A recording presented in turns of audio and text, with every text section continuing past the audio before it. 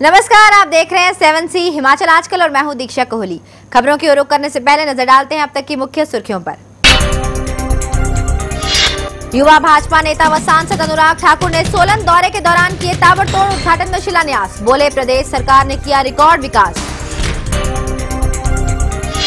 विधानसभा चुनाव की आहट के साथ ही कांग्रेस भाजपा ने बढ़ाई सरगर्मियां।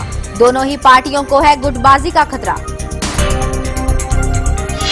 डीजल व रसोई गैस के दामों में की गई बढ़ोतरी का दिखा प्रदेश में व्यापक असर। विभिन्न पार्टियों के साथ साथ आम लोगों ने भी केंद्र सरकार को जमकर कोसा। प्रदेश में बढ़ रहे सड़क हादसों से प्रशासन नहीं ले रहा सबक। बसों में ओवरलोडिंग का सिलसिला बदस्तूर जारी।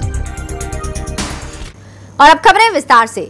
प्रदेश में इन दिनों धड़ाधड़ उद्घाटनों व शिलान्यास किए जा रहे हैं। हर नेता व विधायक अपने अपने क्षेत्र में जनता को किए वायदों को पूरा करने में जुटे हुए हैं।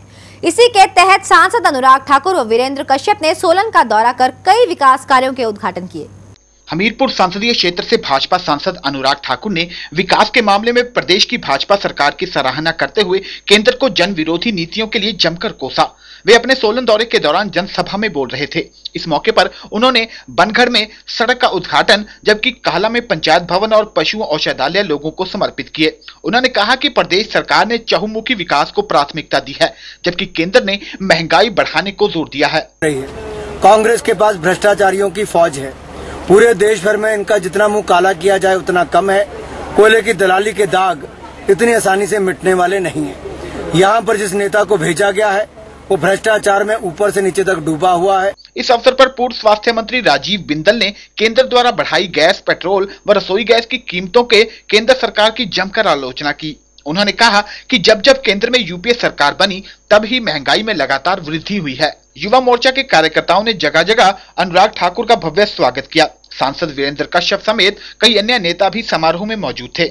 सोलन से मनोज शर्मा, 7C हिमाचल आजकल। प्रदेश के आगामी विधानसभा चुनाव को देखते हुए प्रदेश के दोनों बड़े राजनीतिक दल भाजपा और कांग्रेस ने जिताऊ उम्मीदवार को मैदान में उतारने के लिए कसरत शुरू कर दी है।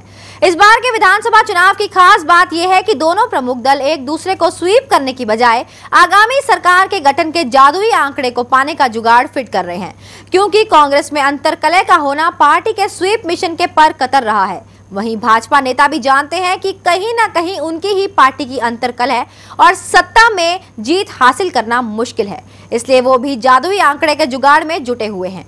भाजपा के दिग्गज ये भी जानते हैं कि हिमाचल में दूसरी बार मिशन रिपीट करना प्रदेश की राजनीति में इतिहास रचने जैसा है। इसलिए भाजपा प्रदेश में 5 सालों में किए विकास को एक बड़ा हथियार बनाकर और कांग्रेस की अंतरकलह का फायदा उठाकर भाजपा अपने मिशन रिपीट को पंख लगाए हुए है। वहीं छोटे राजनीतिक दल प्रदेश के चुनावों में अपना दमखम दिखाकर दोनों बड़े राजनीतिक दलों के समीकरण बिगाड़ने के लिए आमादा हैं।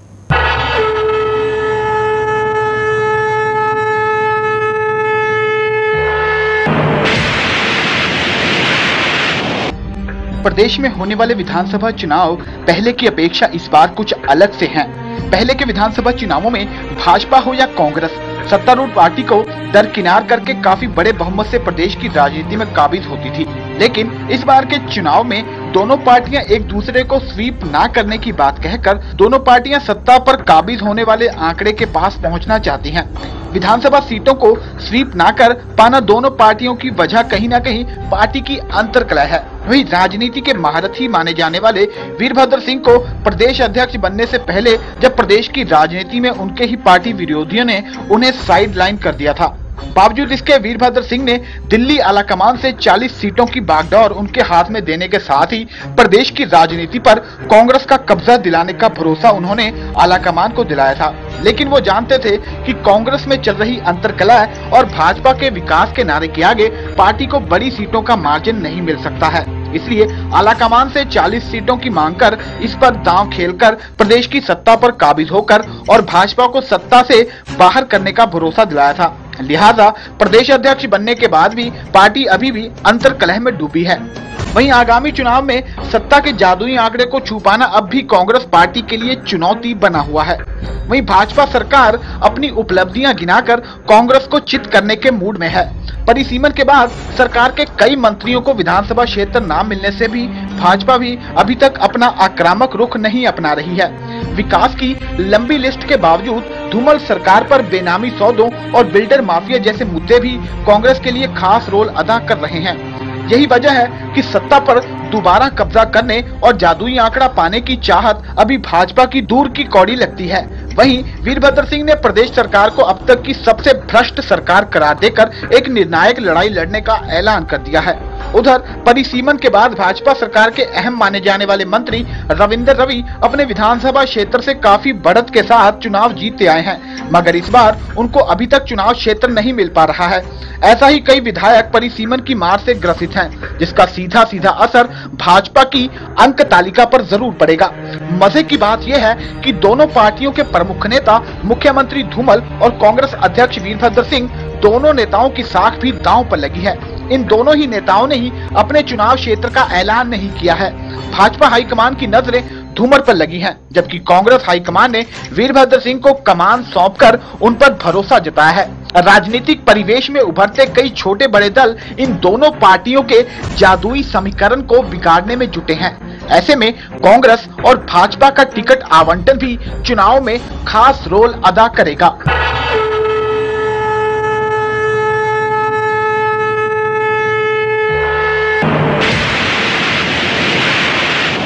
अब देखना दिलचस्प होगा कि आने वाले विधानसभा चुनाव में दोनों बड़े राजनीतिक दलों की क्या भूमिका होती है और कौन सी पार्टी जादुई आंकड़े को पार कर पाती है। कैमरामैन सुभाष के साथ विशाल ठाकुर, हिमाचल आजकल, शिमला। केंद्र सरकार द्वारा रसोई गैस व डीजल के मूल्यों में की गई बढ़ोतरी का पूरे प्रदेश में विरोध किया जा रहा है। जी हां, दामों में की गई बढ़ोतरी लोगों से बर्दाश्त नहीं हो पा रही। पहले से ही महंगाई की मार झेल रहे आम लोगों पर इस महंगाई ने और ज्यादा बोझ बढ़ा दिया है, जिससे आम आदमी का जीना दूभर हो गया है। सभी पार्टियों ने बड़े दामों का विरोध किया और केंद्र सरकार के खिलाफ नारेबाजी की। एक हमें आंख की लड़ाई मार गई, दूसरी यार की जुदाई मार गई, तीसरी हमेशा की तन्हाई मार गई, चौथी ये खुदा की खुदाई मार गई, बाकी कुछ बचा तो महंगाई मार गई, महंगाई मार गई। केंद्र सरकार द्वारा पेट्रोल, डीजल व रसोई गैस की कीमतों में की गई वृद्धि से आम जनता परेशान है। पहले ही महंगाई की मार झेल रहे लोगों को एक बार फिर बढ़ाए गए दाम बर्दाश्त नहीं हो रहे हैं। प्रदेश भाजपा ने बढ़ाई गई कीमतों के लिए केंद्र की कड़ी निंदा की है। भाजपा नेताओं का कहना है कि केंद्र सरकार लगातार महंगाई में वृद्धि कर रही है, जिससे जनता परेशान है। उधर बढ़ती महंगाई का हिलोपा ने भी कड़ा संज्ञान लिया है। बैजनाथ के पूर्व विधायक दुलोराम के नेतृत्व में पार्टी कार्यकर्ताओं ने महंगाई के खिलाफ पालमपुर में रैली निकालकर रोष जताया। कार्यकर्ताओं ने पालमपुर बाजार से एसडीएम कार्यालय तक रैली निकाली और डीजल व घरेलू गैस की बढ़ी कीमतों को लेकर नारेबाजी की। सखी सैया तो खूब ही कमात है, महंगाई डायन खाया जात है।